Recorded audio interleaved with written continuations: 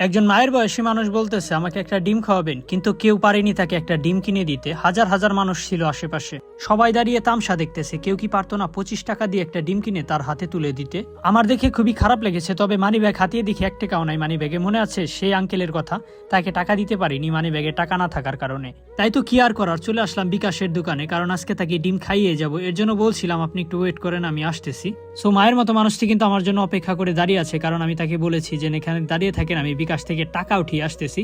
আর আমার মানি ব্যাগের অবস্থা খুবই খারাপ, এর জন্য 500 টাকা উঠাই। আর বাস দেখা যাচ্ছে ওই জায়গাটাতে দাঁড়িয়ে আছে মহিলাটি। তবে এই ভিডিওটা করার একটাই কারণ ছিল, এতগুলা মানুষ থাকতে কেউ একটা ডিম কিনে দিতে পারিনি একজন মহিলাকে, যে খুব করে বলতেছিল, মুখ ফুটে চাইতেছিল।